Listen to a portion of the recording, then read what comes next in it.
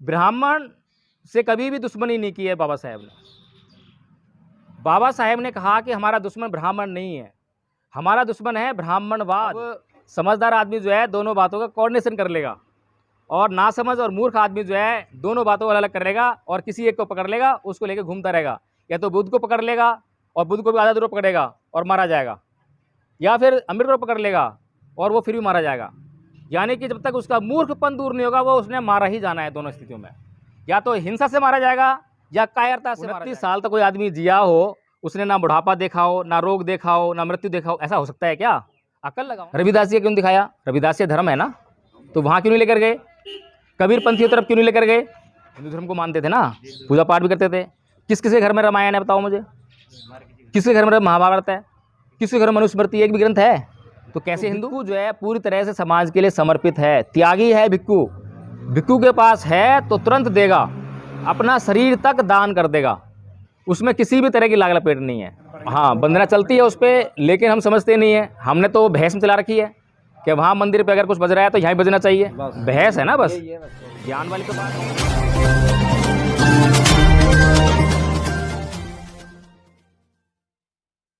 सिखाया हुआ होता है और जैसे ही सीख देते हो वैसे ही काम करता है, ऐसा ही है ना। और जो जंगली पशु है वो तुम्हारे नियंत्रण में नहीं होता, वो अपनी मर्जी से कुछ भी करेगा और वो नष्ट ही करता है, बर्बादी करता है। तो यही फ़र्क है। धर्म जो है हमारे आचरण को शुद्ध करता है। हमारे आचरण में अशुद्धियाँ हैं, अशुद्धियाँ हैं या नहीं है? कैसे शुद्धियाँ हैं? अब जैसे कि आपके इलाके में यहाँ पे किसी की मौत हो गई, वहाँ डैक बज रहा है। अब उसके बाद उस मैटर को जो है कैसे डील करना है, यहाँ धर्म की जरूरत पड़ती है। जो गुस्सेल किस्म के लोग होते हैं, जंगली स्वभाव के लोग होते हैं, वो लठ लेके जाएंगे और वहाँ बजाएंगे या वहाँ जाएंगे और गाली गलौज करेंगे। ये तो हो गया जंगली स्वभाव। लेकिन जो धार्मिक स्वभाव का आदमी है वो क्या करेगा? वहाँ जाएगा, हाथ जोड़ेगा, साहब वहाँ डेथ हो गई है, आपसे विनती है आप इसको थोड़ा सा शांत करें। ऐसा करने में कुछ घट जाएगा क्या? अब मान लिया आप तो अच्छे स्वभाव के हो, धार्मिक स्वभाव के हो, लेकिन सामने वाला आदमी धार्मिक स्वभाव का नहीं है, तो इसका मतलब क्या हो? हमने अनुनय विनय किया कि साहब वहाँ डेथ हो गई है और आप जो इसको शांत कर लो, उसने नहीं करा शांत, फिर क्या करें? फिर उसका कर्म है वो, उस पर छोड़ दो, कोई बात नहीं, हम थोड़ा सा शांति बनाए रख लें। तो बुद्ध ने बहुत ही महत्वपूर्ण बात कही थी इस मामले में कि न प्रेसंग बिलोमानी न प्रेसंग कथा कतंग अतनो वे अवेख्य कतानी अकतानी च। इसका मतलब ये होता है कि हम दूसरों के करनी को और दूसरों की ना करनी को, कि वो दूसरा आदमी क्या कर रहा है क्या नहीं कर रहा, हम उसको ना देखें। हम जो है अपनी करनी और अकरनी को देखें कि हम क्या कर रहे हैं और क्या नहीं कर रहे हैं। क्या महत्वपूर्ण बात है? ये महत्वपूर्ण बात है कि हम क्या कर रहे हैं क्या नहीं कर रहे हैं, या दूसरा आदमी क्या कर रहा है और क्या नहीं कर रहा है, वो महत्वपूर्ण है? बताओ हैं? और हम करते क्या हैं? हम अपने को कभी नहीं देखते। अतनो वे अवेख्य, अपने को देखो, लेकिन हम अपने को कभी नहीं देख रहे हैं। हम हमेशा दूसरों की ही गलती निकाल रहे हैं। किसी ने आके हमारे को गाली दे दी, गाली देते रहते ना, अक्सर गालियाँ मिलती हैं। किसी ने हमें आके गाली दे दी, हमने क्या करते हैं उसके बाद? हम क्या करते हैं? तुरंत ही हमने दोषारोपण कर दिया कि इसकी गलती है, इसने गाली दी, ऐसे बोलते हैं ना। और बुद्ध क्या कर रहे हैं? अतनो व्यवेख्य, अपने को देखो। और जो आदमी अपने को देखेगा तो क्या कहेगा वो? भाई साहब मुझे आपने गाली क्यों दी, मुझसे क्या अपराध हो गया है? ये तो बात है भाई। उसको लगेगा कि शायद मुझसे कोई गलती हुई है, इसीलिए तो गाली दी है, इसीलिए तो सामने वाला गुस्सा हो रहा है, वरना अकारण कोई गाली क्यों देगा, अकारण कोई गुस्सा क्यों होगा? फिर मान लो उसने अकारण गाली दे दी, अकारण ही गुस्सा हो गया, और जब हमने हाथ जोड़ के उससे पूछा तो उसे कितना अच्छा लगेगा? उसे महसूस होगा यार मैंने तो बड़ी गलती कर दी, ये तो इतना अच्छा आदमी है। ये तो सोचेगा कि इतना अच्छा आदमी, मैंने उसको गाली दे दी, तो खुद पश्चाताप करेगा और वो खुद माफ़ी मांग लेगा। हो सकता है माफ़ी ना भी मांगे, उदंड हो, घमंडी हो, नाक नीची होने का डर हो, चला जाए वहाँ से आराम से जाए, लेकिन झगड़ा तो शांत हो गया। बाद में सोच समझ गए, फिर मतलब बाद में वो पछताएगा, मतलब है नहीं, पछताएगा जरूर, अपने अंदर जो है पछता जरूर लेकर आएगा। आपने जो बात बताई ना वही काम करो था, बड़ी उम्र गए थे वैसे नावे का पालक मच्छी गई होगा। हाँ, तो वो लोग एसटी करी वाले का, तो हमने वही 2 बाल्टी में बंद कर लिया, मौत है ये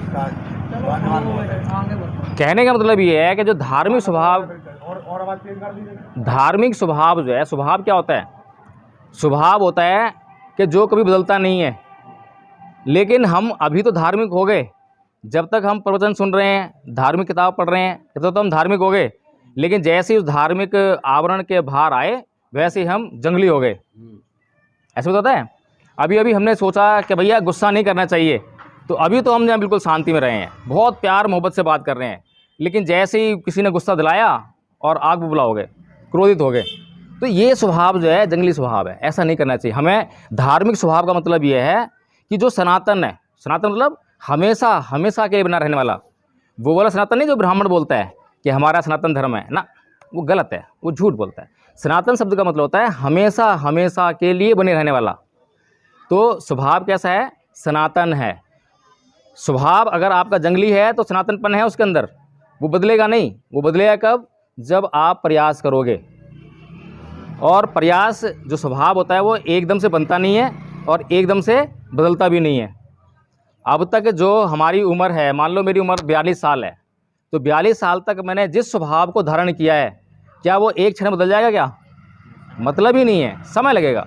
अगर मैं 42 साल से क्रोध करते आया हूँ, तो ऐसा कैसे संभव है कि मैं आज डिसीजन लूँ, मैंने सत्संग सुना, प्रवचन सुना और अभी मैं हो गया धार्मिक, अभी मैं साधु हो गया, संत हो गया और मैंने क्रोध करना छोड़ दिया? हो जाएगा पॉसिबल? पॉसिबल नहीं है। बुद्ध कहते हैं फंदनंग चप्पलंग चत्तंग दुरखंग दुनिवारेंग उसुंग करोति मेधावी उजुकारो बेतेजंग।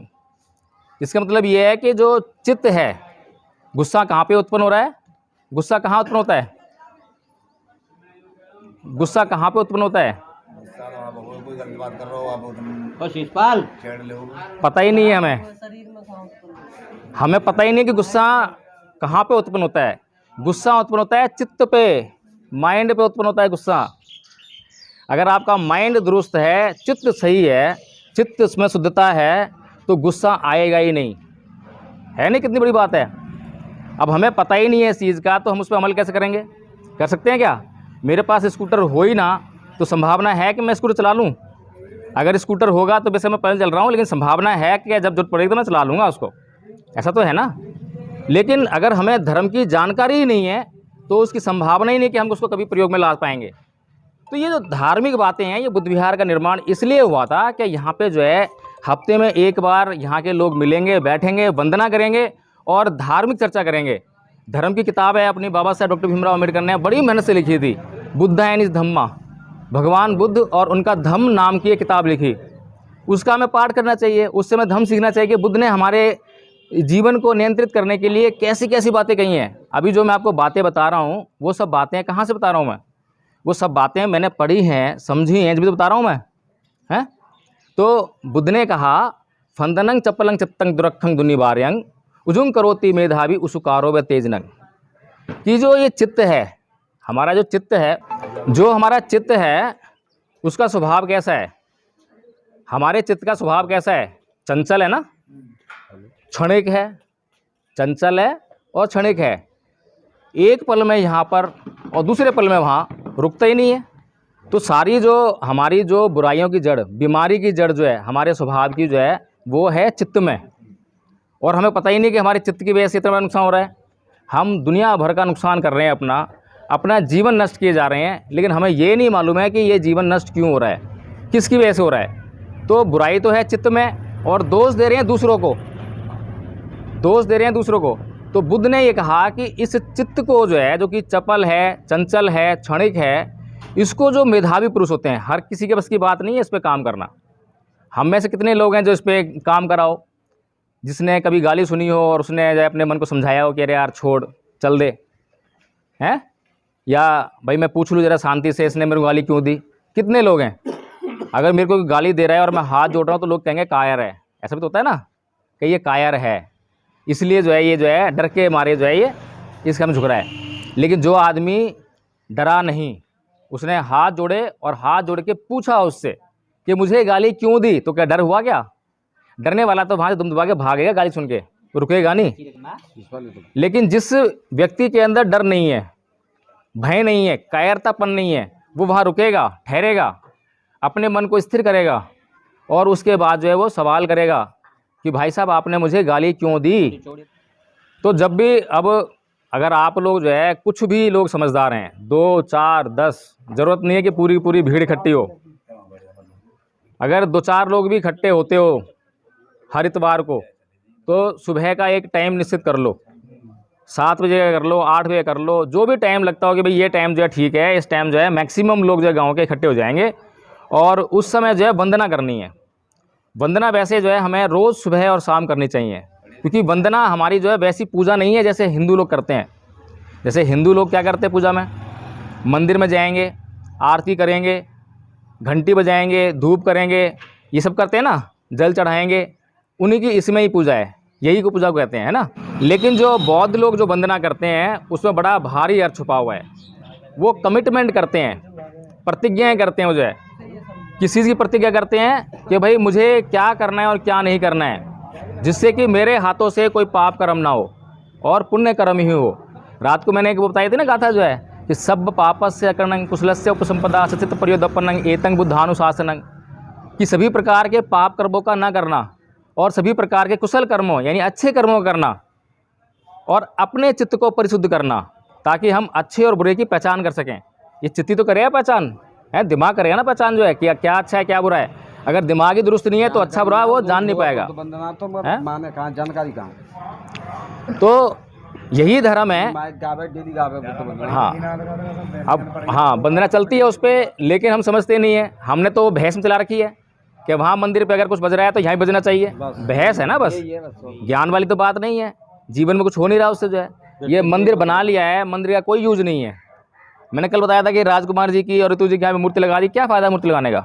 मूर्ति क्यों लगाते हैं, मूर्ति किसी की लगाते नहीं है। मूर्ति हम जो है महान व्यक्ति लगाते हैं जिनसे कि हमें सीख लेनी है, जिसने हमारे समाज के लिए कुछ महानतम कार्य किया है, और वो महानतम कार्य को हम जब भी उनको देखें तो स्मरण आ जाए, याद आ जाए कि हाँ इसने ये काम किया है और ऐसी मूर्ति मेरी भी लगे, प्रेरणा मिलती है ना। आज राजकुमार जी की मूर्ति यहाँ लगी है तो कल को हम भी तो मरेंगे। हम में से कोई ऐसा तो नहीं है जिंदा रहे हमेशा जो है, कोई जीवित रहने वाला नहीं है, सबको मरना है। लेकिन मरने के बाद कोई तो समाप्ति हो जाएगा, सब कुछ खत्म हो जाएगा, लेकिन कुछ लोग जो है ऐसे अमर हो जाएंगे, बाबा साहेब बुद्ध की तरह अमर हो जाएंगे। तो इन मूर्तियों से हमें प्रेरणा लेनी होती है, इनकी पूजा नहीं करनी होती है। पूजा करने का क्या अर्थ है, कुछ भी नहीं है। वो तो हिंदू धर्म में सीख लो जो है पूजा करना है क्या है, दिन रात पूजा चलती रहती है वहाँ। अर्थ पूछ लो किसी से तो अर्थ नहीं पता है किसी को, किसी पंडित से जाके पूछ लो कि क्या बोल रहा है भाई, इसका क्या यूज है, कुछ नहीं है, बेकार की बातें अनाप शनाप जो है। लेकिन बौद्ध लोग जो हैं कभी भी कोई काम जो है बिना बात के नहीं करते। बाबा साहेब ने कोई भी काम जो ऐसा नहीं करा जो बिना बात के हो, बिना कारण का हो। एक एक काम जो है समाज के लिए महत्वपूर्ण है। और ऐसे ही समझदारी भरे और महत्वपूर्ण कार्यों में से एक था कि हमारे समाज को जो है बौद्ध धर्म देना। तो बौद्ध धर्म क्या है उसको समझना पड़ेगा। उसके लिए 22 प्रतिज्ञाएँ भी दी। अब 22 प्रतिज्ञाओं पर मेरा वीडियो है यूट्यूब पे, वो देख लेना, कुछ ने देख लिया होगा, ठीक है, वो देखना, उस पर समझ में आ जाएगा कि 22 प्रतिज्ञाएँ क्यों दी। अब मैं आपको ये समझाना चाहता हूँ कि जो बौद्ध लोग जो जिसे पूजा अर्चना कहते हैं या वंदना कहते हैं, वो वंदना है क्या। तो रात को मैंने आपको समझाया था नमन का अर्थ, नमो तस्य भगवतो अरहतो सम्मा सम्बुद्धस्य। ये नमन है कि हम नमन कर रहे हैं। किसको नमन कर रहे हैं, क्या हम हर किसी को नमन करते हैं, क्या हर किसी सामने झुकाते हैं, क्या कोई शराबी है जुआरी है झुक जाएंगे क्या सामने। शराबी जुआरी और गलत आदमी को देखे तो हम जाए और इरिटेट हो जाते हैं, उसके प्रति घृणा आती है। लेकिन जिनका हम सम्मान करते हैं, हमारे बड़े हैं बुजुर्ग हैं, उनका हम सम्मान करते हैं, है नहीं। या फिर कुछ लोग जो ऐसे हैं जो महानतम कार्य करने वाले लोग हैं, उनका हम सम्मान करते हैं, तो उनके सम्मान में हम जो है झुकते हैं, उनको नमन करते हैं। तो इसमें जो हम नमन कर रहे हैं, नमन करने में जो हमने लाइन बोली नमो तस्य भगवतो अरहतो सम्मा सम्बुद्धस्य, इसमें बड़ा महत्वपूर्ण अर्थ छुपा हुआ है। और ये अर्थ भी आपको जो है ज़्यादातर आपको कोई बताएगा नहीं, बस ये बताएगा मैं बुद्ध को नमन करता हूँ।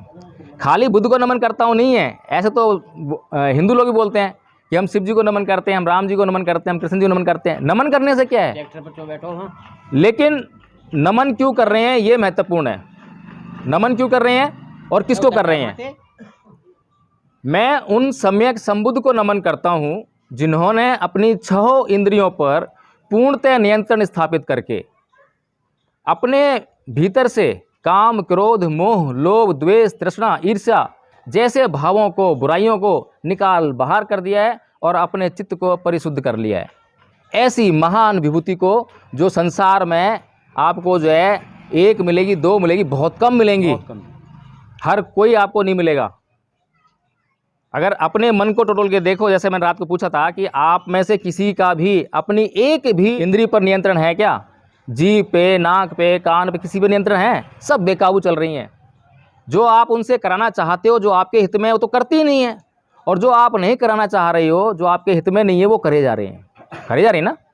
आप कभी नहीं चाहते कि गाली दो, चाहते हो गाली देना, लेकिन फिर भी आप गाली दिए जा रहे हो, गाली दे रहे हो, और बाद में सोचते हैं यार गाली दी, गलत करा, अरे यार ये तो गाली देना तो गलत बात है, गाली देना धर्म नहीं है, ये तो अधर्म हो गया। बाद में सोचते हो ना। क्यों हो रहा है ऐसा? ये इसीलिए हो रहा है क्योंकि आपका अपनी इंद्रियों पर बिल्कुल भी नियंत्रण नहीं है। अब नियंत्रण करने का प्रयास करोगे तो नियंत्रण होगा ना। अभी तो पता ही नहीं है कि नियंत्रण करना है, अभी तो धर्म की जानकारी ही नहीं है, अभी तो हमें अधर्म की जानकारी है, अभी तो हमें पूजा पाठ की जानकारी है, जहाँ पे सिर्फ धूप जमानी थी, शीश नवाना था, जल चढ़ाना था, दूध चढ़ाना है, व्रत रखना है, यही पता है बस। धर्म क्या है पता ही नहीं है, धर्म का क्या महत्व पता ही नहीं है। तो इंद्रियों पर कंट्रोल कैसे करेंगे, चित्त को कैसे सुधारेंगे? तो नमन में कितना बड़ा महत्वपूर्ण अर्थ है कि हम बुद्ध को नमन करते हैं, उस बुद्ध को जिसने अपनी 6 इंद्रियों पर नियंत्रण स्थापित कर लिया। कोई छोटी मोटी चीज़ नहीं है, नमन करना बनता है। फिर उसके बाद हम बोलते हैं बुद्धं शरणं गच्छामि, मैं बुद्ध की शरण में जाता हूँ। सिंपल अर्थ कि मैं बुद्ध की शरण में जाता हूँ। लेकिन बुद्ध कौन है? फिर वो एक आदमी की पूजा होगी है कि मैं एक आदमी शरण में जाता हूँ। बुद्ध जो है आज तो है नहीं, तो बुद्ध की शरण में कैसे जाएंगे? कौन बताएगा? थोड़ा दिमाग लगाओ।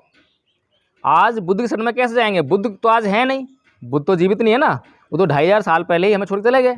यदि उनके विचारों पे जाएंगे तो ये मानो वही। हाँ, तो बुद्ध क्या है? बुद्ध जो है एक विचारों का संकलन है, एक वैचारिक संस्था है, उसकी शरण में जाते हैं हम। जो है बुद्ध को जाने का मतलब यह है कि जो बुद्ध ने जितने सिद्धांत मानव कल्याण के लिए दिए, हम उन पर आचरण करने के लिए, उनको समझने के लिए, उनको सीखने के लिए हम उसकी शरण में जाते हैं। शरण जाने का मतलब क्या होता है? शरण जाने का मतलब ये नहीं कि उससे आगे कदमों में लेट जाओ, ये शरण का मतलब नहीं है। शरण जाने का मतलब ये है कि जो सीख है उसको धारण करना है, उसको धारण करना है, ये शरण का मतलब है। ठीक है, तो बुद्धं शरणं गच्छामि, फिर बोलते हैं क्या बोलते हैं? फिर धम्मं शरणं गच्छामि। कुछ लोग धम्मम बोलते हैं, तो धम्मं शरणं गच्छामि, और हम क्या बोल रहे हैं? धम्मं शरणं गच्छामि। दोनों में फ़र्क क्या है? दोनों में फ़र्क क्या है? आपने फिल्मों में जो देखते हो कि संगीत जो है, फिल्मी गाने जो हैं, उसमें धम्मं शरणं गच्छामि बोलते हैं, और हम बोल रहे हैं धम्मं शरणं गच्छामि। दोनों में फ़र्क क्या है? कोई फ़र्क है? हाँ, फ़र्क है। फ़र्क है संस्कृत का और पाली का, भाषा का फ़र्क है। जो धम्मं शरणं गच्छामि है वो बोलते हैं संस्कृत में, वो संस्कृत भाषा है, और जो हम बोलते हैं धम्मं शरणं गच्छामि वो पाली भाषा है। तो बुद्ध ने अपने जितने भी उपदेश दिए वो सारे पाली भाषा में दिए, इसीलिए हम पाली भाषा में बोलते हैं। लेकिन संस्कृत से भी कोई बैर नहीं है हमारा, भाषा तो भाषा है, भाषा से कैसे दुश्मनी? भाषा को बोलने वालों से दुश्मनी हो सकती है, क्योंकि नुकसान तो बोलने वाले करते हैं। गाली जो है भाषा ना देती है, गाली तो बोलने वाला देता है। भाषा तो एक जो है यंत्र है जिसके माध्यम से हम अपनी अभिव्यक्ति करते हैं, अपनी भावनाओं की अभिव्यक्ति करते हैं, है ना। तो धम्म क्या है? धम्म क्या है कि धम्मं शरणं गच्छामि, मैं धम्म की शरण में जाता हूं। तो अब धम्म क्या हुआ? धम्म क्या हुआ पता है किसी को? नहीं मालूम। अभी मैंने बताया था आपको जो है कि सब पापस्य अकरणं कुशलस्य उपसंपदा सचित्त पर्योदपन्नं एतं बुद्धानुशासनं, ये धम्म है कि हमें क्या करना है और क्या नहीं करना है। जब हमारा चित्त इस बात के लिए तैयार हो जाता है तो वो धर्म है। और जिन बातों का आचरण करने से इन बातों का पता चलता है वो धर्म है। ठीक है, तो मोटे मोटे शब्दों में तो धर्म यही है। एक बार चीन में क्या हुआ, तो चीन का राजा था और वहाँ पे एक ऐसे ही बौद्ध भिक्खु जो है घूमते घूमते विचरण कर रहा था वहाँ उसके राज्य में जो है। तो उस राजा को मालूम पड़ा कि उसके राज्य में कोई बौद्ध भिक्खु आया है, और चीन में जो है उस समय बौद्ध धर्म की बहुत अच्छी बहुत प्रभाव था और बहुत प्रभावित होते थे वहाँ के राजा जो है। तो उनको पता लगा राजा जी को, तो उन्होंने उसको बुला भेजा कि भाई भिक्खु को बुला के लेकर सस्ता सम्मान। वो भिक्खु जो है राजदरबार में आए, तो उनसे जो है राजा ने यही सवाल किया कि धम्म क्या है, धर्म क्या है। तो उस भिक्खु ने बोला कि हे राजन, सब पापस्य अकरणं कुशलस्य उपसंपदा सचित्त पर्योदपन्नं एतं बुद्धानुशासनं, यही बोल दिया। तो राजा बोला कि अरे भिक्खु, ये बात तो 5 साल का बच्चा भी जानता है कि पाप कर्म नहीं करना चाहिए, पुण्य कर्म करना चाहिए, इसमें कौन सी बड़ी बात है? सभी जानते हैं। जो 5 साल का बच्चा जो स्कूल जाता है, स्कूल में पढ़ाते हैं कि घमंड मत करो, चोरी मत करो, सिखाते हैं ना, बताते हैं उसमें।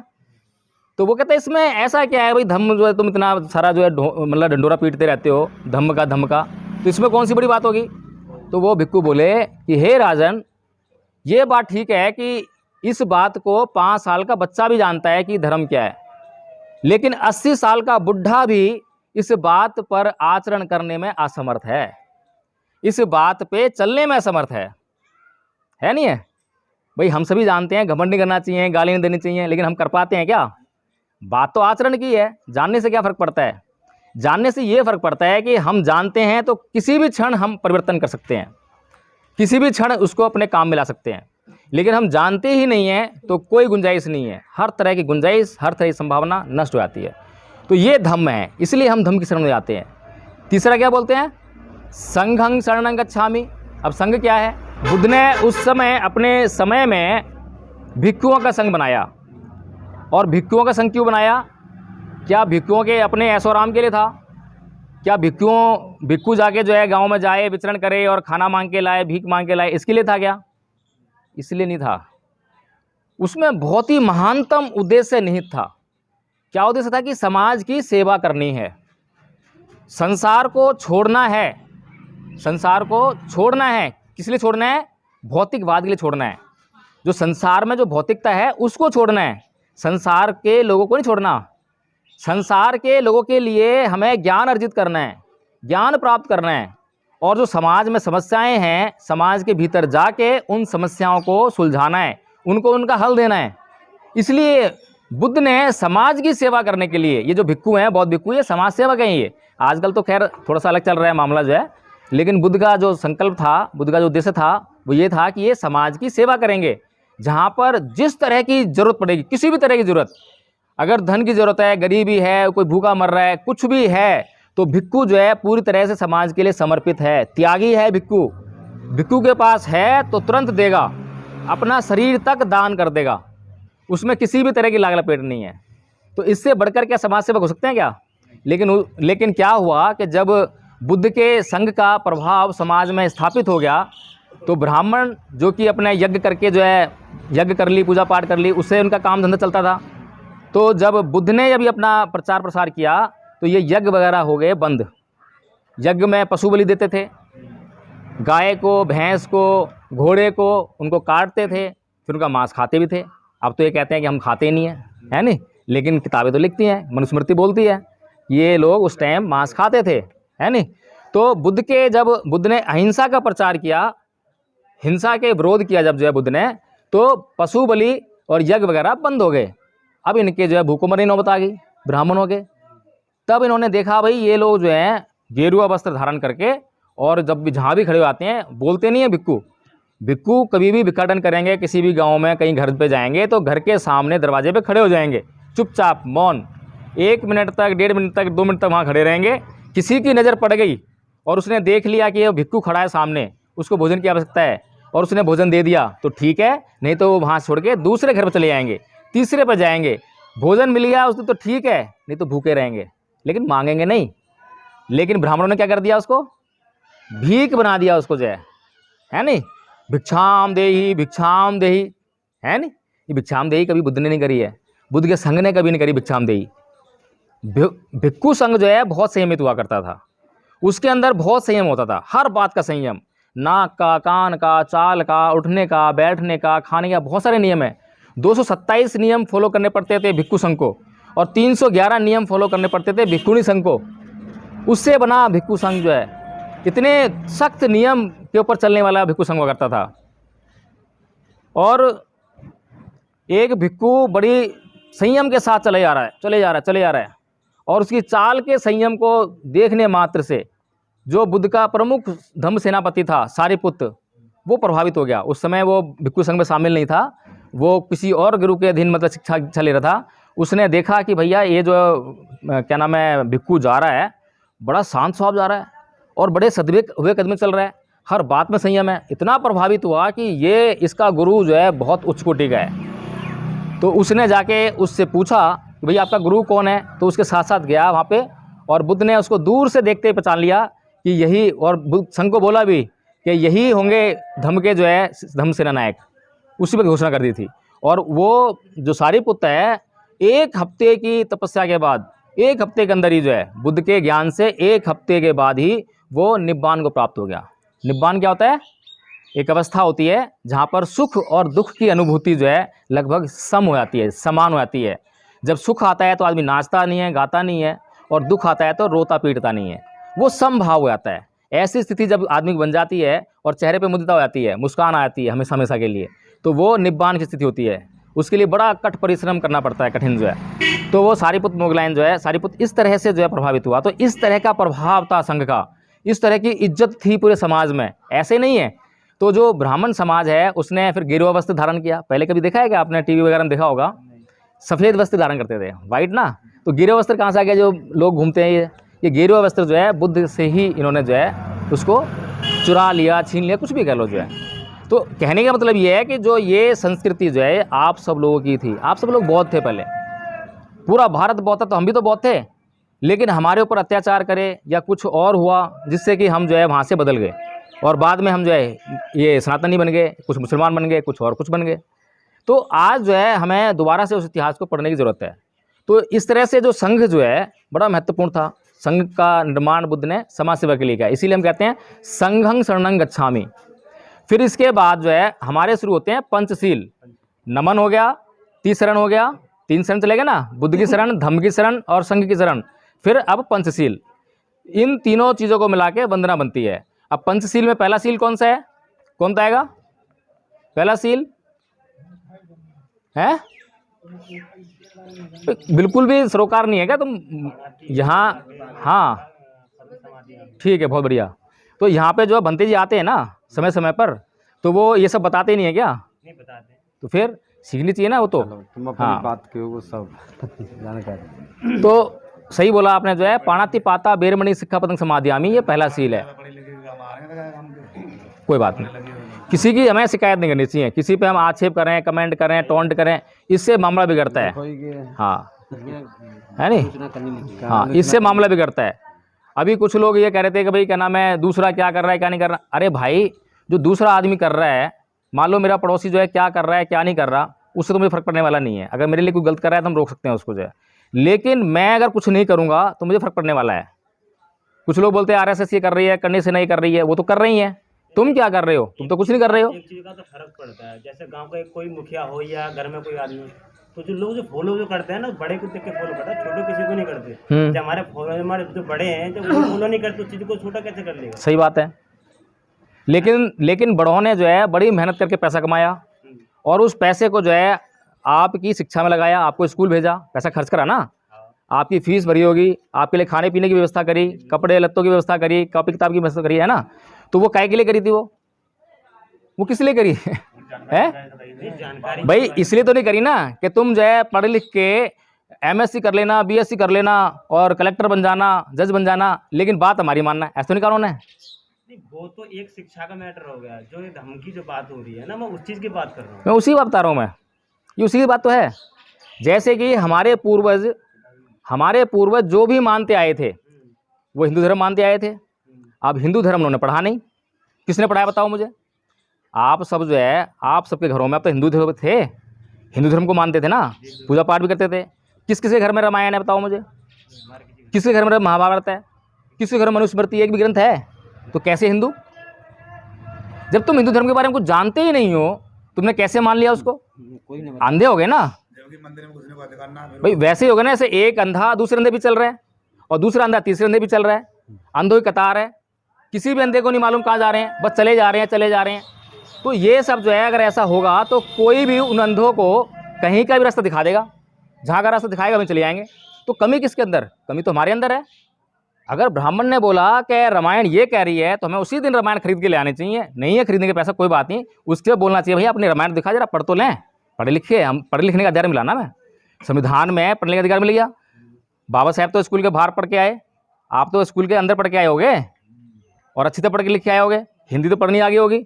अब रामायण ऐसा नहीं संस्कृत में हो, हिंदी में अनुवादित भी है, पढ़ लो उसमें से क्या लिखा हुआ है, और पढ़ के जानो कि क्या वास्तव में वो हमारे लिए उपयोगी है, क्या वो हमारे लिए कोई गलत चीज़ तो नहीं कहती है। यही तो कह रहे हैं हम। मैंने जो वीडियो बनाया है उसमें मैंने कोई किसी को कटाक्ष तो ना करा है, मैंने तो सीधी सी बात ये कही है, भाई अगर तुम्हें इस बात से बुरा लगता है कि मैं तुम्हारे खिलाफ कुछ कह रहा हूँ, तो उससे पहले तो जो है आप अपने धर्म ग्रंथ पढ़ लो। जब पढ़ लोगे तब मुझे बता देना कि मैंने कुछ गलत कहा है, और अगर मैंने कुछ गलत कहा होगा तो मैं माफ़ी मांगने के लिए तत्पर हूँ, तैयार हूँ बिल्कुल। मैं इससे गुरेज नहीं करूँगा। मुझसे गलती हुई तो माफ़ी मैं मांगूंगा, दूसरा थोड़ा मांगेगा। आपको इस बात को समझना चाहिए, क्योंकि जानकारी नहीं है। लेकिन जो लोग आपके बीच में आए उनका काम ये था कि कैडर देना, जैसे मैं आपको समझा रहा हूँ, ऐसी जानकारी देना अपने समाज के गौरव की, अपने समाज के धर्म की, उसके बारे में बताना। अभी मैं देख रहा हूँ कि सारे घरों में जो है, जितने घरों में मैं गया हूँ, 1-2 घर में जो है रविदास जी की फ़ोटो आ गई है। रविदास जी कौन है? संत थे, हमारे समाज के थे, ठीक है। कबीरदास जी भी थे, हमारे समाज के थे। हमारे समाज के हुए नहीं हुए, लेकिन बहुत अच्छे निष्पक्ष विचारक थे, बहुत अच्छी बातें कही उन्होंने, है ना। तो बाबा साहेब ने जिन गुरुओं को अपना गुरु माना, उसमें 3 गुरु माने उन्होंने जो है, एक ज्योतिबा फूले को, एक कबीर को और एक बुद्ध को माना, ठीक है। लेकिन संत गुरु रविदास जी की कोई बेइज्जती तो नहीं करी। वो भी हमारे समाज के संत हैं, उन्होंने संघर्ष किया है, बलिदान दिया है हमारे समाज के लिए। लेकिन बाबा साहेब ने मार्ग किसका दिखाया? अल्टीमेटली जो है हमें धर्म का मार्ग किसका दिखाया? क्यों दिखाया? रविदास जी का क्यों दिखाया? रविदास जी धर्म है ना, तो वहाँ क्यों नहीं लेकर गए? कबीर पंथियों तरफ क्यों नहीं लेकर गए? समझना चाहिए। अगर हम पानी को जो है मूल स्रोत से पिएंगे तो पानी की शुद्धता होने की गारंटी है ना। लेकिन हम पानी को मूल स्रोत से ना पी के बीच में कहीं से पी लेंगे तो शुद्धता की गारंटी नहीं है। तो मूल स्रोत क्या है? बुद्ध हैं। 2500 साल पहले जो बातें उन्होंने कही हैं, एक एक बात आज आप जो है आज भी जांच करो, और बुद्ध तब भी, आज भी वो लागू होती हैं बातें, एक एक बात लागू होती है। लेकिन बुद्ध तब भी उस बात पे घमंड नहीं कहते हैं, उस बात को ये नहीं कहते सनातन है, ये हमेशा ऐसी बनी रहेगी। तब भी कहते हैं कि जिस क्षण तुम्हारे कल्याण के लिए ये बात जरूरी ना बैठे, परिवर्तन कर लेना।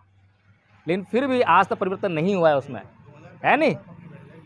बुद्ध ने कभी नहीं कहा कि मेरी बात मानो, लेकिन ये लोग क्या कहते हैं? हमारी बात मानो, हम जो कह रहे हैं वही ठीक है और प्रश्न मत करो, ऐसे कहते हैं ना। किसी भी पंडित के पास चले जाओ, मंदिर में चले जाओ, ईश्वर के ऊपर थोड़े 2-4 सवाल कर लो, तुरंत बोलेंगे ईश्वर पे प्रश्न नहीं, आस्था प्रश्न होता, विश्वास पे, ऐसे बोलते हैं ना। क्यों बोलते हैं? क्योंकि प्रश्न जो है बातों को घेरता है, वो जांच करवाता है, वो परिणाम देता है ना। एक और कहानी सुनाता हूँ तुम्हारे को इसी बारे में जो है। न्यूटन के बारे में किसने सुना है? न्यूटन, जानते हो न्यूटन को? कौन था न्यूटन? साइंटिस्ट था। क्या करा उसने? किसके लिए? हाँ, उसने जो है गुरुत्वाकर्षण का सिद्धांत में बताया। कहानी क्या है उसकी, कैसे पता लगा उसको? न्यूटन जो है एक दिन सेब के पेड़ के नीचे सो रहा है, और एकाएक जो है एक सेब उसके ऊपर आके गिर गया। उसने सवाल करा, ये पेड़ का जो सेब जो गिरा है, ये सेब नीचे क्यों गिरा, ऊपर क्यों नहीं गया? और जब उसने मतलब अपने लोगों में जब गया होगा, वो गांव में गया होगा, और उसने लोगों से पूछा होगा, यार ये सेब नीचे क्यों गिरा, ऊपर क्यों नहीं गया? तो लोगों ने उसको क्या कहा होगा? पागल ही कहा होगा, सीधी सी बात है। आज भी हम ऐसे बोलेंगे। लेकिन जो सवाल करता है, सवाल करने वाले के अंदर गुण है कि अगर वो उस खोज में लग जाए तो परिणाम दे देता है। और वही न्यूटन साथ हुआ कि जब न्यूटन उसके पीछे दीवाना हो गया, पागल हो गया अपने सवाल के पीछे, उसने अपना दिन रात एक कर दिया, तो उसने वो सिद्धांत खोज निकाला और उसने दुनिया को बताया कि अरे मूर्खो, मूर्ख मैं नहीं हूँ, मूर्ख तुम हो, जो तुम्हें पता ही नहीं है कि सेब नीचे क्यों गिरता है। कि सेब इसलिए नीचे गिरता है क्योंकि पृथ्वी के अंदर ग्रेविटेशन बल है, गुरुत्वाकर्षण की शक्ति है, जिसके कारण ये चीज़ों को अपनी तरफ खींचती है। बताया ना उसने। तो उसके बाद लोग क्या बोले उसको? वैज्ञानिक। तो ऐसा ही बुद्ध के साथ में होता है। बुद्ध जब कोई नई बात बोलते हैं तो बुद्ध को लोग बोलते हैं पागल, है नहीं। लेकिन जिस व्यक्ति को बुद्ध के ज्ञान से फायदा हो जाता है, वो फिर उनको बोलता है संत, भगवान, ईश्वर, अवतार, कुछ भी बोल देगा। तो बुद्ध ने जितनी बातें बोली हैं, एक एक बात यूनिक है। अब बताने के लिए तो ना आप लोग बोर भी हो रहे होगे, मेरे पास बहुत सारी बातें हैं धर्म की, जो है धर्म बहुत बहुत गंभीर है, बहुत ज़्यादा है। हाँ, मोटी मोटी बात बताता हूँ। तो बुद्ध ने जितनी भी बातें बोली इस दुनिया के लिए, वो सारी बातें नई थी, सारी बातें नई थी, एक एक बात। जैसे कि बुद्ध किसकी खोज में निकले? बुद्ध ने जब ग्रह छोड़ा था, अपना घर छोड़ा था, तो किस बात की खोज के लिए छोड़ा था? हैं? किस चीज़ का ज्ञान? दुख। उन्होंने जीवन में दुख देखा। तो कहानी ऐसे बताते हैं लोग क्या उन्होंने जब उनके पिताजी ने उनको महल में कैद कर रखा था, उन्होंने जो है 29 वर्ष तक कोई सुख दुख देखा ही नहीं था, कोई मरा, ऐसा हो सकता है क्या? 29 साल तक कोई आदमी जिया हो, उसने ना बुढ़ापा देखा हो, ना रोग देखा हो, ना मृत्यु देखा हो, ऐसा हो सकता है क्या? अकल लगाओ ना, है ना? किसी को भी कुछ भी आएगा, रोग तो आ ही जाएगा, दुख तो हो गया होगा। तो ऐसा हो ही नहीं सकता कि 29 साल तक कोई आदमी कुछ देखे ही ना। लेकिन आप सबको किताबों में ये पढ़ाया जाता है कि 29 साल तक बुद्ध ने जो है किसी भी दुख का अनुभव ही नहीं करा, यही पढ़ते हैं ना। और कई सवाल करा किसी ने? नहीं करा ना सवाल, मानते आए हैं बस। ये मानने में बड़ी समस्या है, हम मानते आ रहे हैं, सवाल नहीं कर रहे हैं, बस वहीं पे हम जो है मूर्ख हो रहे हैं, अंधे हो रहे हैं। इस अंधेपन से निजात हमें जो है बुद्ध ने दिलाई। बुद्ध को जो है ये बचपन से अनुभूति थी, क्योंकि बुद्ध जो है बचपन से ही, स्वभाव से ही बोधिसत्व थे। उनके अंदर ये भीतर गुण थे, साधुओं वाले, संतों वाले, और करुणा वाला गुण जो है कि दूसरों के दुखों को देखकर अपने उसको दुख को महसूस करना। जैसे कि मुझे दुख हो रहा हो, उसे करुणा कहते हैं। दूसरों को दुख हो रहा है तो उस दुख को ऐसे महसूस करना जैसे मुझे दुख हो रहा हो, उसे करुणा कहते हैं। तो गुण उनके अंदर था, तो वो बचपन से देख रहे थे, तो उनको जो है वो घर तो छोड़ना ही था। अब कुछ लोग उनके ऊपर आरोप लगाते हैं कि उन्होंने जो है अपने बीवी बच्चों को छोड़ के रात के अंधेरे में छोड़ के चले गए, झूठ बोलते हैं। अब मैं आपसे एक बात पूछता हूँ, सत्य और असत्य का आप जब खुद निर्धारण करना, मृत्यु सत्य है या जन्म सत्य है? मृत्यु सत्य है। शादी जब होती है किसी दो लोगों की जो है, तो वो सत्य है, या उनका तलाक या उनका बिछुड़ना वो सत्य है? सत्य क्या है? उनका बिछुड़ना सत्य है। शादी इम्परमानेंट है, शादी जो है हमने अपने मनोयोग से जोड़ा है, वो एक न एक दिन जो है टूटनी है। या तो वो अपने तलाक ले लेंगे, तलाक नहीं जाते तलाक नहीं लेते हैं, लेकिन मरते तो हैं आदमी, जिस दिन मरेंगे उस दिन छूटेंगे। तो सत्य है ना वो। तो बुद्ध ने क्या नया किया उसमें, जो है क्या अलग किया? जो उन्होंने किया, उनकी पत्नी और उनका बच्चा जो है, जो उनके प्रति जो जिम्मेदारी थी उनके भरण पोषण की, वो तो कोई कमी नहीं थी, उनका भरण पोषण पूरा हो रहा था। अब बुद्ध यानी कि सिद्धार्थ, जब सिद्धार्थ हैं बुद्ध नहीं है, सिद्धार्थ बुद्ध बाद में बनते हैं जब ज्ञान प्राप्त कर लेते हैं, ठीक है ना। तो सिद्धार्थ जो है छोड़ किसको रहा है? अपनी पत्नी को छोड़ रहा है। अब जरूरत किसकी है वहां पर उनको, सिद्धार्थ को महल में रहने की? किसको जरूरत है? पत्नी जरूरत है। क्यों जरूरत है पत्नी को? सिद्धार्थ जरूरत क्यों है, सोचा है किसी ने? पत्नी को, यशोधरा को सिद्धार्थ की जरूरत महल में बनाए रखने की क्यों है? और उनके जो पिताजी हैं शुद्धोधन, वो भी चाहते हैं कि सिद्धार्थ जो है वही महल में रहे। वो ऐसा क्यों चाहते हैं? उनको ऐसी जरूरत क्यों है? बताओ, क्या उनकी जरूरत जो है शाश्वत है, सनातन है, सत्य है? नहीं, उनकी जरूरत के पीछे आसक्ति है, मोह है। मोह है ना।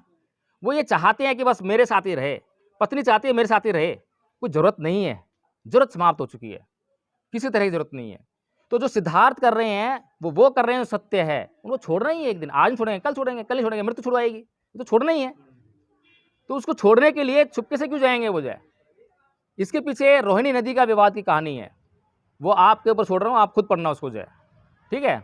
तो कहने का मतलब ये है कि बुद्ध ने जो हमें सिद्धांत दिए वो आज भी सनातन हैं, एक एक सिद्धांत सनातन है। मैंने दंपत की आपको जो है अभी एक दो गाथाएं बताई हैं, और एक दो गाथाएं जो बताई हैं वो खुद चेक करो कि जांच करो। मैं ये नहीं कह रहा कि उसको तुम मान लो, मानने के लिए किसी ने नहीं कहा, बाबा साहब ने कभी ये नहीं कहा कि मेरे को मान लो। हमारा जो समाज का जो मिशन मूवमेंट है वो यही है कि मानो बिल्कुल मत, हमारी भी मत मानो। हो सकता है कि मैं भी आपको कुछ गुमराह कर रहा हूँ, अपने किसी फ़ायदे के लिए आया हूँ, शायद यूट्यूब चैनल चलाने के लिए आया हूँ, है ना। तो मानना मत, जानना। लेकिन एक प्रॉब्लम है, जानने में मेहनत लगती है ना मेहनत। इसीलिए 99% लोग दुनिया के जान नहीं पाते, और फिर बनाने वाले उनको कुछ भी बना देते हैं। मूर्खता का कारण तो यही है। अब जानने के लिए क्या करना पड़ेगा? मेहनत करनी पड़ेगी, किताबें पढ़नी पड़ेंगी, ज्ञान सुनना पड़ेगा। आप भी सुन रहे हो ना ज्ञान, मेहनत कर रहे हो ना, अभी बैठे तकलीफ हो रही होगी, ऐसे तो बैठे, धूप भी झेल रहे हो, गर्मी झेल रहे हो, फ्री में तो बैठे नहीं वैसे जो है। अब जब बैठे हो, ज्ञान सुन रहे हो, तो ज्ञान मिल भी रहा होगा कुछ जो है। लेकिन जब तक इस ज्ञान की जांच नहीं करोगे, जब तक ये जो है तुम्हारा ज्ञान नहीं होगा, तो मैं ही बोलता रहूँगा। और मेरी बातों को तुम जब जब बोलोगे तो तुम नहीं बोलोगे, मैं ही बोलूँगा। जब तक उस बात को तुम खुद अपने मन की उसकी तर्क की कसौटी पर ना खरा उतार लो, अच्छी तरह उसकी जांच ना कर लो, जब तक वो तुम्हारी बातें हो ही नहीं सकती। बातें यही होंगी। मैं जो बातें बोल रहा हूँ कोई नई बातें नहीं बोल रहा, जो बुद्ध ने बोली हैं, बाबा साहेब ने बोली है, वही बातें बोल रहा हूँ, लेकिन उनकी अच्छी तरह जांच परख करके अपने भाव से बोल रहा हूँ मैं। तो वो बातें मेरी हैं, मैं कह सकता हूँ कि मेरी बातें हैं। तो इसलिए जो है हमेशा जो है जांच पे भरोसा रखो। वैज्ञानिक की यही दृष्टि होती है, वैज्ञानिक की दृष्टि होती है कि वो किसी भी बात को मानता नहीं है। वो हमेशा जो है जांच करता है और परिणाम देता है, जांच करता है, परिणाम देता है। और उसका रिजल्ट ये है कि आज मनुष्य जो है चांद पे पहुंच गया, अब मंगलयान की तैयारी है ना, मंगलयान की तैयारी है। लेकिन अगर जो ईश्वर में और भगवानों में अटका रहता, उनके डर से भयभीत रहता, वो कुछ नहीं कर पाता। तो हम लोग चर्चा कर रहे थे पंचशील की, वापस वहीं पे आते हैं। तो पहला सील है पाणातिपाता बेरमणि सिक्खापदं समादयामि। तो इसमें क्या बोला है बुद्ध ने कि मैं प्राणी हिंसा से व्रत रहने की शिक्षा ग्रहण करता हूँ। अब इसमें जो आप लोग बैठे हो, तुम में से ऐसा कौन है जो चाहता हो कि कोई तुम्हें गाली दे, तुम्हारी हत्या कर दे, तुम्हारे साथ मारपीट करे? कोई है ऐसा चाहता हो? कोई तो होगा, कोई भी नहीं है। लेकिन तुम सारे ये सब जो है दूसरों के प्रति करते हो ना, दूसरों को गाली भी देते हो, मारपीट भी देते होगे, है नहीं? और मौका मिले तो हत्या भी कर डालोगे, गुस्सा डबल हो जाएगा। तो ये जो हमारा जो है दोहरा मापदंड है कि हम अपने लिए कुछ चाहते हैं और दूसरों के लिए कुछ चाहते हैं। तो बुद्ध जो है इस वंदना के, इस शील के माध्यम से यही कोशिश करते हैं कि लोग जो हैं इस बात को समझें कि जो तुम अपने लिए चाहते हो दूसरों से, वैसा ही दूसरों के साथ में तुम करो, तभी तो दूसरे शुद्ध होंगे। जब दूसरे शुद्ध हो जाएंगे तो वही तुम्हारे साथ करेंगे। जैसा तुम बोओगे वैसा तुम काटोगे। तुम किसी को गाली दोगे तो कैसे उम्मीद कर रहे हो कि तुम्हें वो प्रवचन देगा? वो भी गाली देगा ना। तो इसीलिए बुद्ध तुमसे प्रतिज्ञा करवाते हैं, सुबह वंदना करते हो जब बोलो पंचशील में ये जो है कि पाणातिपाता बेरमणि सिक्खापदं समादयामि, तो बोलना कि मैं अकारण किसी को गाली नहीं दूंगा, किसी पर क्रोध नहीं करूंगा, किसी के साथ मारपीट नहीं करूंगा, और कोई मेरे साथ ऐसा करे तो मैं उससे कारण पूछूंगा, अनुनय विनय करूंगा, लेकिन अपने तरफ से चाहे मेरे साथ में कोई कितना भी कुछ भी गलत काम करे, लेकिन मैं अपने से गलत काम नहीं करूंगा। अपने ऊपर दृढ़ निश्चय रखना। इसका मतलब ये नहीं है तुम अब एक कोटेशन ले आओगे बाबा साहेब की कि अत्याचार करने वाले से ज़्यादा गुनहगार अत्याचार सहने वाला होता है ना। अब दोनों बातों में फ़र्क है। अब समझदार आदमी जो है दोनों बातों का कोऑर्डिनेशन कर लेगा, और नासमझ और मूर्ख आदमी जो है दोनों बातों को अलग अलग कर लेगा और किसी एक को पकड़ लेगा, उसको लेकर घूमता रहेगा। या तो बुद्ध को पकड़ लेगा और बुद्ध को भी आधा दूर पकड़ेगा और मारा जाएगा, या फिर अमृत को पकड़ लेगा और वो फिर भी मारा जाएगा। यानी कि जब तक उसका मूर्खपन दूर नहीं होगा वो उसने मारा ही जाना है। दोनों स्थितियों में या तो हिंसा से मारा जाएगा या कायरता से मारा जाएगा। ना तो बुद्ध किसी को कायर बनने के लिए कह रहे हैं, ना बाबा साहेब किसी को कायर बनने के लिए कह रहे हैं। इस बात को हमें समझना पड़ेगा। ये सील बड़ा महत्वपूर्ण है, इसकी जो महीनता है इसको समझना पड़ेगा। हम इन बातों को बहुत सुनते आते हैं कि मैं हिंसा नहीं करूँगा, मैं हिंसा नहीं करूँगा। इतने से काम नहीं चलता। बड़े आरोप लगाए हैं इस देश के लोगों ने बुद्ध के ऊपर हिंसा को लेकर। यहाँ तक कह दिया कि ये देश जो गुलाम हुआ है वो बुद्ध की अहिंसा के सिद्धांत के कारण हुआ है। सुना है ना तुमने? ऐसे बोलते हैं ना। तो बुद्ध, इस बात को मैं और समझाता हूँ। जब बुद्धाइन धम्मा पढ़ोगे उसमें प्रकरण है, उसमें एक सिंह सेनापति है।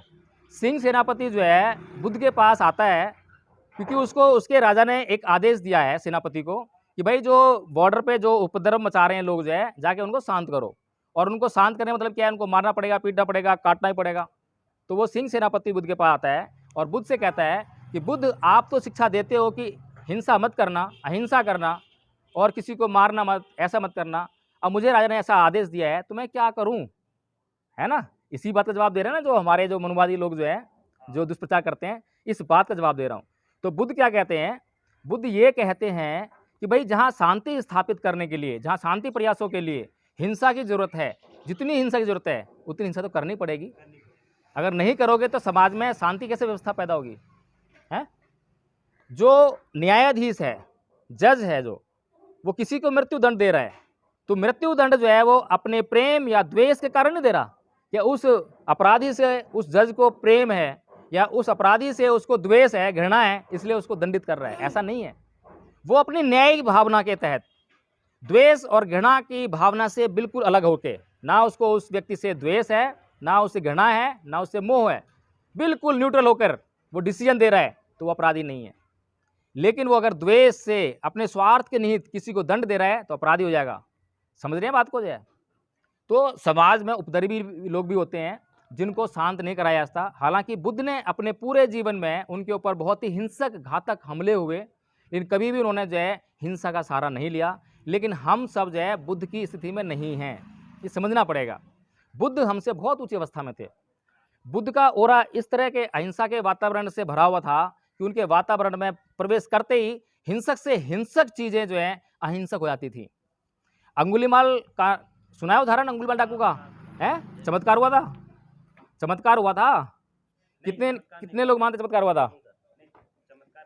क्या हुआ था? कैसे ज्ञान दिया? उन्होंने यही कहा था कि मतलब अगर तुम्हें किसी का जीवन नहीं दे सकते तो आपको लेने का भी अधिकार नहीं है। तुमने कभी मूर्ख आदमी को, हत्यारे को, जंगली आदमी को ज्ञान देते हुए सुना है? तुमने दिया है कभी ज्ञान? दे सकते हो ज्ञान? यहाँ पे जो है वो कोई भैंस खड़ी होगी उसको ज्ञान दे दोगे? तुम दे दोगे ज्ञान? फिर क्या करा उन्होंने?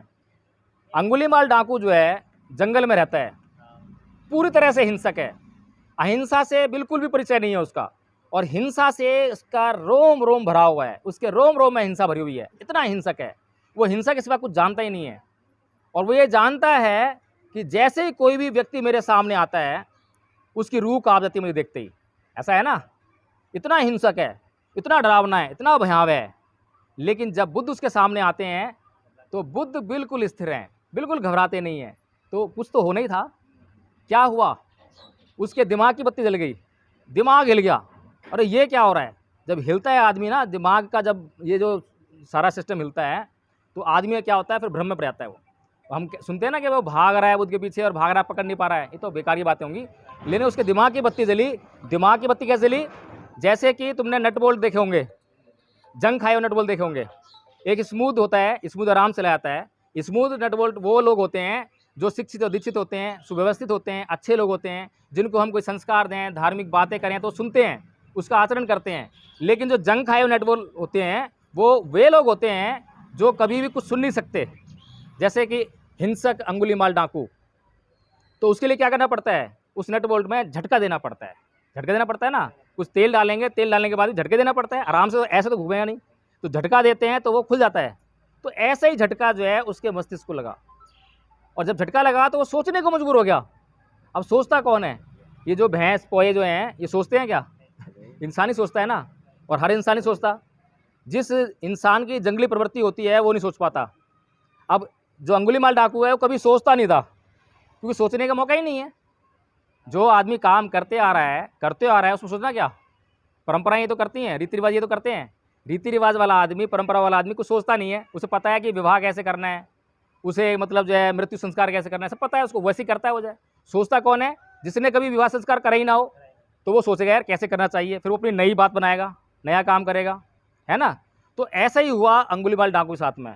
जब अंगुलीमाल डाकू के सामने पहली बार बुद्ध जैसा एक व्यक्ति, जो कि इंसान तो है, कोई ईश्वर नहीं है, कुछ नहीं है, मतलब जो है एक आम इंसान है, जब वो उनके सामने आए और बिल्कुल शांत हैं, उनमें जरा सा भी भय दिखाई नहीं दे रहा उसको, और वो डराने की कोशिश कर रहा है, बहुत कुछ कर रहा है, लेकिन वो बिल्कुल हिल नहीं रहे हैं, बिल्कुल शांत हैं। फिर तो सोचना ही था उसको जो है। और जैसे ही उसने सोचना शुरू कर दिया तो वो सोचते जो है वो बुद्ध के चरणों में गिर पड़ा कि मुझे जो है आपका ज्ञान चाहिए, आप जो है वास्तव में ही महामानव हो। ऐसे परिवर्तन होता है, और ये परिवर्तन आप भी कर सकते हो। मैंने वही तो कहा था ना कि कुछ लोग यहाँ पे जो है हिंसक होंगे, उपद्रवी होंगे, आपसे पंगे लेने की कोशिश करते होंगे, आपकी भावनाओं का हाथ करने की कोशिश करते होंगे, तो हम उनसे कैसे व्यवहार करें? हमें अहिंसक होना पड़ेगा, प्यार मोहब्बत से काम लेना पड़ेगा, डंडा भी रखना पड़ेगा, लेकिन वो बाद की बात है। डंडा पहले नहीं, डंडा तो बाद में। भैंस पोए को भी हमसे पहले डंडा नहीं दिखाते, पहले प्यार से हाँकते होंगे, हैं? कोशिश तो ये करते हैं, हमारा जानवर है, हम अपने बच्चे को पहले डंडा तो नहीं मारते ना, पहले प्यार समझाते हैं। तो पहले जो है वही स्थिति रखो। और बुद्ध बन गए, तुम में से कोई भी बुद्ध बन गया तो फिर जरूरत ही नहीं पड़ेगी, फिर तो हर एक आदमी सुधर जाएगा। तो पहला सील बड़ा महत्वपूर्ण है, इतना लंबा डिस्कशन हुआ है पहले सील पे। दूसरा सील क्या है? दूसरा सील कौन पाएगा? दूसरा सील कौन पाएगा? आदिन्न दाना बेरमणि सिक्खा पदं समादियामि, है? इसका मतलब क्या है? मतलब तो बताओ। आदिन्ना दाना बेरमणि सिक्खा पदं समादियामि, बिना दिए कोई चीज को ग्रहण नहीं करूंगा। बिना दिए, ऐसी हमारी मन की स्थिति है क्या? हमारे मन में ऐसे शुद्ध विचार हैं कि हम बिना दिए कोई चीज़ ग्रहण नहीं करेंगे, ऐसा हो सकता है? अगर यहाँ पे किसी के पर्स गिर जाए, क्या करोगे उसका? यही प्रवृत्ति है हमारी, यही मानसिकता है, यही परंपरा है। लेकिन थाईलैंड जो बौद्ध देश है, वहाँ अगर पर्स गिर जाए, किसी का भी पर्स गिर जाए, वो पर्स जो है आपको जिस दिन गिरेगा उसके अगले दिन जब भी आप उस व्यक्ति को मिलोगे, आप उस व्यक्ति को मिल जाओगे तो आपको मिल जाएगा उस व्यक्ति से, नहीं तो वो उस नज़दीक के थाने मिलेगा, आपको वो पर्स आपका मिल जाएगा, उससे एक चीज़ गायब नहीं होगी। वहाँ पर सोने चांदी की चीज़ें, ऐसे जो दीवारें हैं, दीवारें खुली दीवारों पर जो है रोड पर, और वहाँ पे लगती हैं, और रात को जो है उतारते नहीं है उसको, जो है ऐसी लगी रहती हैं। ये है बौद्ध देश का आचरण, आचरण करने वाले के लोगों का देश। सोच सकते हो क्या ऐसी चीज़ों को यहाँ पर जो है? हाँ, तो ऐसा हमें समाज बनाना पड़ेगा। हमें खाली हम अच्छे हो जाएं इससे काम चलने वाला नहीं है, क्योंकि हमें दूसरे लोगों के साथ में रहना पड़ेगा ना। हम तो अच्छे हो गए, मैं अच्छा हो गया, लेकिन मेरा पड़ोसी बेईमान है, चोर है, तो मुझे तो कभी ना कभी नुकसान देगा ही देगा। तो ज़रूरत इस बात की है कि उसको भी मैं सही कर लूँ। प्रचार इसी को कहते हैं। और कुछ लोग बोलते हैं ना, रे काहे को तू अपना जो है बेहतर प्रधान टाइम खराब कर रहा है, तू अपने में रहे ना, मस्त रहे अपने में। तो अपने में मस्त कैसे रह लेगा आदमी? मैं तो जान गया, मैं समझ गया, मैं तो अच्छा आचरण कर रहा हूँ, लेकिन मेरा पड़ोसी तो बहुत बेईमान है, बहुत चोर है, मतलब जो है गुस्सैल है, क्रोधी है, गाली गलौज करता है, जीने नहीं देता शांति से, तो मैं कैसे जी लूँगा? तो जब तक उसको नहीं मैं सुधारूंगा, उसको मैं प्रचार नहीं करूँगा धर्म का जो है, जब तक जो है मेरे अंदर शांति नहीं आती। तो इसीलिए ये जो दूसरा सील है बहुत महत्वपूर्ण है कि मैं बिना दिए किसी की भी कोई भी चीज़ नहीं लूँगा। मेरा अधिकार नहीं है, जो चीज़ें मेरे अधिकार में उनको मैं ग्रहण कर लूँगा। मुझे किसी से चाहिए तो मैं उससे मांग लूँगा, पूछ के लूँगा, और अगर वो मना कर दे तो जिद नहीं करूँगा, मना कर दिया तो बस खत्म मामला। ठीक है, ये दूसरा सील हो गया। तीसरा सील कौन सा है? तीसरा सील कामेषु मिच्छाचारा वेरमणि सिक्खापदं समादियामि, है ना? इसका मतलब मालूम है किसी को? चलो, हम अपने घर में, हर किसी घर में माँ बहन बेटियां हैं, है ना? कैसा व्यवहार चाहते हो उनसे, कि दूसरे लोग जो है कैसे उनसे बर्ताव करें? अच्छा व्यवहार चाहते हो ना? कोई नहीं चाहता कि उनको जो है कोई छेड़खानी करे, कोई गलत व्यवहार करे, है ना? लेकिन हम क्या करते हैं? हम दूसरों की माँ बहन और बेटियों के साथ में कैसा व्यवहार करते हैं? क्या वैसे ही करते हैं क्या? हम गलत करते हैं तो हमारी बहन बेटियां कैसे सुरक्षित हो जाएंगी? जैसे मनोभाव हमारे अंदर है, वो भी दूसरा भी इंसान है, उसके अंदर ही मनोभाव हो रहे होंगे ऐसे जो है। तो इस तरह के मनोभाव अपने अंदर पैदा करने, अपने आप को परिशुद्ध करना, और दूसरों को भी ऐसी सीख देना, और उनको भी ऐसे आग्रह करना कि भाई आप भी लोग भी ऐसा व्यवहार करो। तो ये जो बहन बेटियां रात बरात में घूमने में जो है घबराती हैं, स्कूल कॉलेज जाने में आज हम संकोच करते हैं, हमारी बहन बेटियां कितनी भी पढ़ी लिखी हो, कितनी भी समझदार हो, कितनी भी तेज़ तर्रार हो, लेकिन उनको स्कूल कॉलेज नहीं भेजते हम। क्यों नहीं भेजते? कि कुछ गलत ना हो जाए, डरते हैं ना। अगर ये भय समाज से निकल जाएगा तो वो हमारी बहन बेटी जिसके अंदर योग्यता है, प्रतिभा है, वो इस देश की मुख्यमंत्री बनेगी, प्रधानमंत्री बनेगी, कोई जज बनेगी, कोई वकील बनेगी, कोई डॉक्टर बनेगी, है ना? सुनीता विलियम बनेगी जो अंतरिक्ष में जाएगी, पता नहीं कहाँ का जाती हो जाए, लेकिन कितनी भी प्रतिभा हो वो चौका बर्तन तक सीमित रहती है। तो ये कितनी बड़ी बात बुद्ध ने कही थी, कामेषु मिच्छाचारा वेरमणि सिक्खापदं समादियामि। जैसा व्यवहार मैं अपने घर की बहन बेटियों के साथ में दूसरे लोगों से चाहता हूँ, वैसा ही व्यवहार मैं दूसरों की बहन बेटियों के साथ में करूँ। इस बात के लिए मैं कमिटेड हो जाऊँ, प्रतिज्ञा ले लूँ। ये वंदना कर रहे हैं, पूजा कर रहे हैं, इस बात की जो है ना, रोज सुबह शाम पूजा करते हैं, और मात्र 3 मिनट की पूजा होती है। ये 3 मिनट में ये सब सील हो जाते हैं। चौथा सील क्या है? ना झूठ बोलना। मूसा वादा वेरमणि सिक्खापदं समादियामि, कि मैं कभी भी झूठ नहीं बोलूँगा, असत्य नहीं बोलूँगा। झूठ बोलने में 5 बातें शामिल होती हैं: असत्य भाषण, चुगली, निंदा और व्यर्थ की बातें करना। ये 5 बातें जो हैं इसमें शामिल हैं। अगर आप जो है बेकार की बात करते हो बेकार की बातें, जिन बातों से आपको कोई मतलब ही नहीं है। यहाँ 2 आदमी बात कर रहे हैं, आपको मतलब नहीं है, ना आपको बुलाया उन्होंने, पर आपको एक खुजली उठ रही है, क्या बात कर रहे हैं, पता नहीं मेरे बारे में बात नहीं कर रहे हैं, और आप वहाँ जाके लग गए, और फिर वो बातें खत्म नहीं हो रही हैं वहाँ पे 2 आदमी की जो है, फिर तीसरा आदमी उठ गया तो वहाँ बातें और बढ़ेंगी, बढ़ते बढ़ते शाम हो जाएगी। सुबह बैठे थे बात करने, शाम हो गई, बिना बात के, कोई काम नहीं, धंधा नहीं, ना पढ़ाई लिखाई की बात, ना अपने काम धंधे की बात, ना घर गृहस्थी की बात, ना घर बनाने की बात, ना काम करने की बात, कोई बात नहीं है। तो ये व्यर्थ की बातें हैं। चुगली निंदा करना। चुगली निंदा क्या होती है? चुगली करना क्या होता है? मेरे घर में किसी ने चोरी कर दी तो क्या करूं मैं? अब चुगली ना करूं उसकी, है? रिपोर्ट तो करनी पड़ेगी, नहीं तो पुलिस एक्शन कैसे लेगी? तो उससे चुगली कहेंगे उसको? नहीं। तो चुगली में और रिपोर्टिंग में क्या फ़र्क है? रिपोर्टिंग का मतलब ये है एज इट इज़, जैसी है वैसी ही, उसमें कोई परिवर्तन नहीं किया। लेकिन चुगली कैसी होती है? चुगली हमेशा हाँ बना बना के बातें होती हैं, लाग लपेट करके वो उसमें जो है लगा के अच्छी तरह से मिर्च मसाला लगा के जब बातें होती हैं, नुकसान देती है ना। फिर हम निंदा करते हैं, निंदा करते हैं ना। हाँ, निंदा कौन कौन करता है? सब निंदा करते हैं, हैं? निंदा, निंदा मतलब आलोचना, बुराई करना किसी की भी करते हैं सारे। लेकिन ये भूल जाते हैं कि मैं दूसरे की तो कर रहा हूँ, मेरी भी कोई करेगा, है? और अपने लिए कोई निंदा नहीं जाता, अपने लिए सब चाहते हैं, सब तारीफ करते हैं ना, मुझसे अच्छा कोई नहीं है, मुझसे अच्छा कोई नहीं है, दूसरे से बुरा कोई नहीं है, ऐसा ही है ना। इसीलिए तो समाज में जो है द्वेष बढ़ता है, हम साथ में एक साथ नहीं रह पाते, कलेश भी शांति नहीं हो पाता, लड़ाई झगड़ा हो गया शांति नहीं होता। वो जाए वो समझा रहा है तो समझ नहीं आ रही है उसकी बात, जो है मान ही नहीं रहा। कैसे मान लूँ मैं, कैसे मान लूँ? मैं सही हूँ, मैं सही हूँ। अब मैं सही हूँ का निर्णय तो जब भी होगा ना जब कलेश शांत हो जाएगा। कलेश शांत हो गए दोनों सही हैं, और कलेश शांत नहीं होता दोनों खराब है।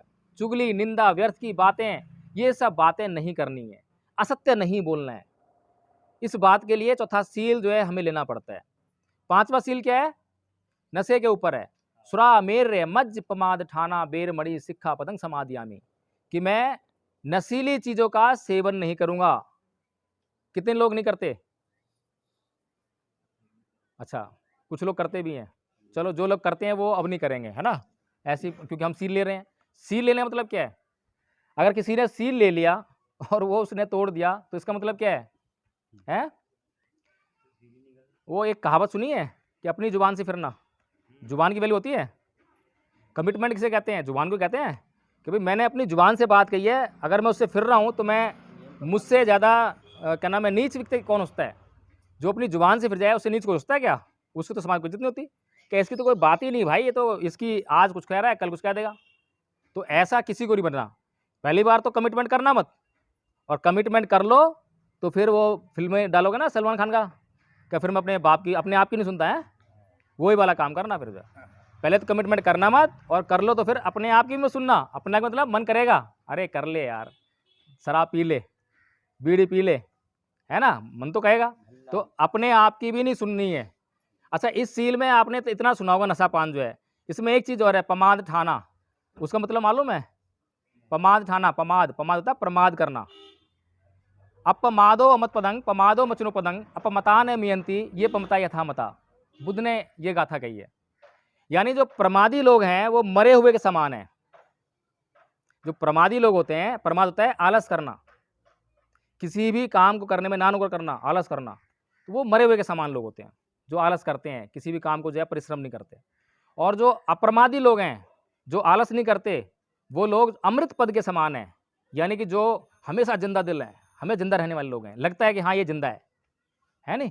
तो बुद्ध ने जो है ये बहुत ही महत्वपूर्ण बातें कही हैं, इन बातों को हमें सोचना चाहिए। और ये वंदना जो है मैंने बड़ी डिटेल में बताई है, बहुत टाइम लग गया बताने में, जो है इतनी बड़ी वंदना तो नहीं है, लेकिन आपको समझाने के लिए, जब आप वंदना कर रहे हो तो आपके माइंड में ये बातें क्लिक होनी चाहिए कि मैं कमिट कर रहा हूँ।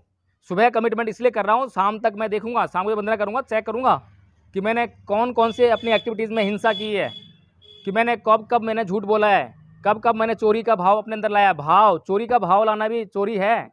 मन में आ गया कि ये चीज़ मेरे पास आ जाए, उसकी जो है बस चोरी हो गई। चोरी वो नहीं है, उठाना ही चोरी नहीं है। मन से ही सारी चीज़ें होती है शुरू। बुद्ध ने कहा है मन से सारी चीज़ें होती हैं।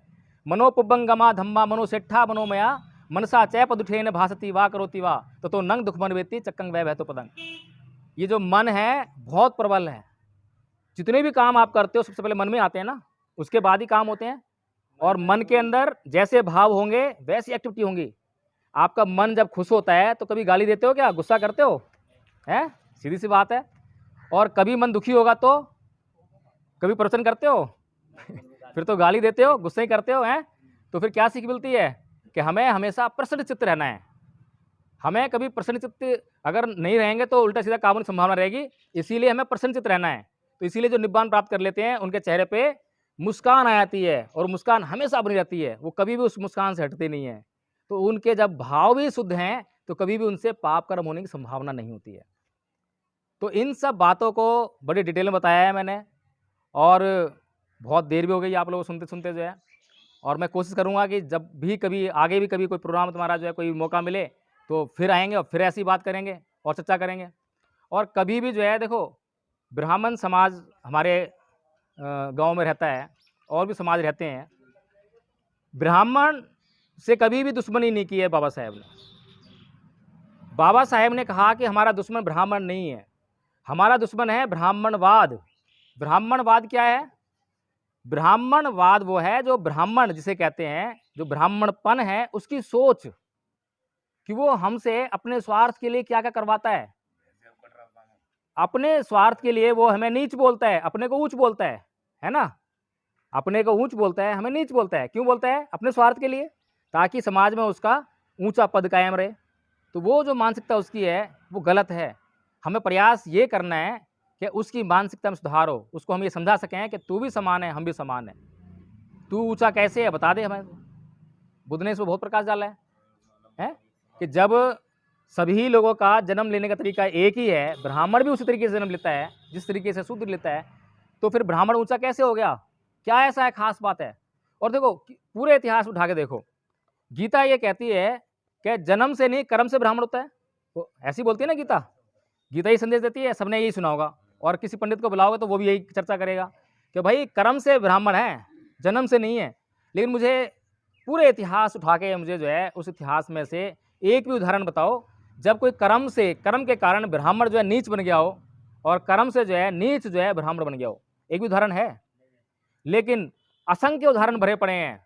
एकलव्य का उदाहरण तुम्हारे सामने है, शंभु ऋषि का उदाहरण तुम्हारे सामने है, जिनको जो है मात्र इसलिए मारा गया, एकलव्य का अंगूठा सिर्फ इसलिए मांगा गया क्योंकि वो वर्ण से, जन्म से शूद्र जाति का बनाता था, है नहीं?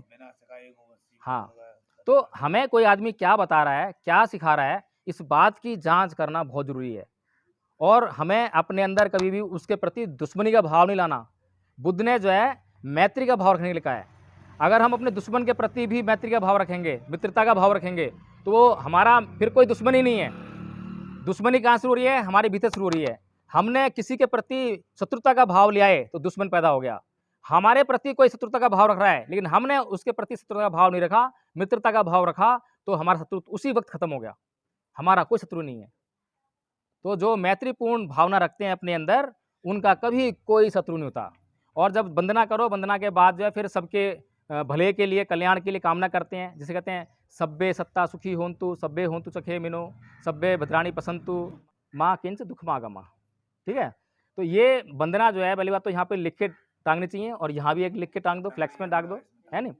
तुमने वैसी बातें तो लिख दी होंगी, अभी तुम्हें 22 प्रतिज्ञा बोल तो वो तो लिख के टांग दोगे, जो दूसरों के मन को जलाती है, जो बातें प्रतिज्ञाएं जो है दूसरे मन को चुभती हैं। तो 22 प्रतिज्ञाओं की हम चर्चा करें, लेकिन चर्चा की हमें जो है जगह देखनी चाहिए, है? हो गया, मैंने वीडियो बनाया, मैंने ही बोला है। देखो बुराई नहीं है 22 प्रतिज्ञाओं में, 22 प्रतिज्ञाएं बहुत जरूरी है। नहीं तो हमारे समाज में बाबा साहेब ने जब दीक्षा ली थी बौद्ध धर्म की, कितने लोगों ने उनके साथ दीक्षा ली थी? लाखों लोग थे ना। और फिर जब वो मरे तो उनकी चिता पे हाथ रख के कसम खाने वाले लाखों लोग थे, बौद्ध धर्म ग्रहण करने वाले थे ना, है नहीं? तो वो कहाँ गए बौद्ध जो है कोई?